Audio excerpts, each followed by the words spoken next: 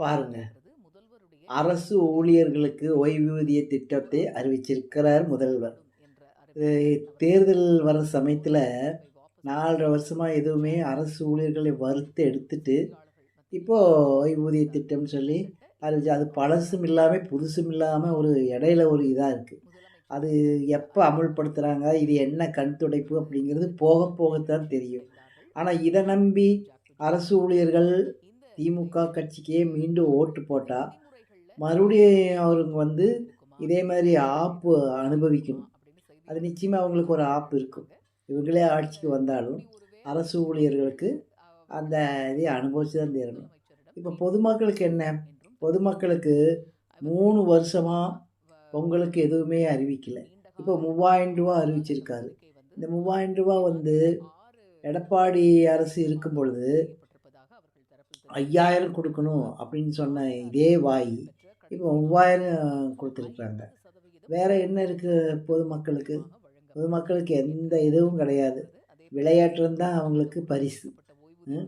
பால் விலையேற்றம், மின்கட்டண விலையேற்றம், தண்ணீர் வரி, வீட்டு வரி, பல மடங்கு இதுதான் அவங்களுக்கு ஓய்வூதிய திட்டம் மாதிரி.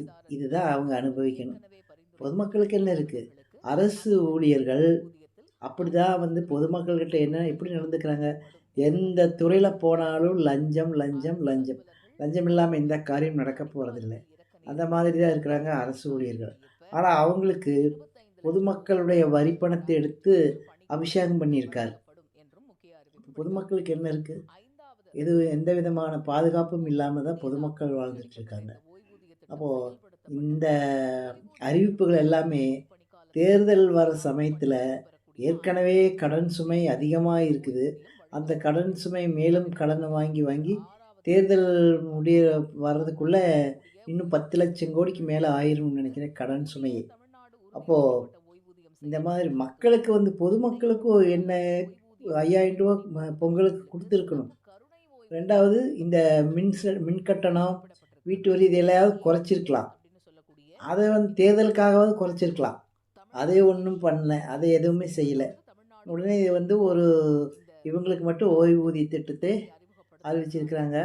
இன்னும் வந்து இடைநிலை ஆசிரியர்கள், அந்த போக்குவரத்து தொழிலாளர்கள் அவங்களுக்கெல்லாம் என்னன்னு தெரியல. அவங்க வந்து இதைத்தான் ரொம்ப நாள் பார்த்துட்டு இருக்காங்க. அவங்களுக்கெல்லாம் எந்த அறிவிப்பும் கிடையாது. செவிலியர்கள் அவங்களுக்கு என்ன தெரியாது.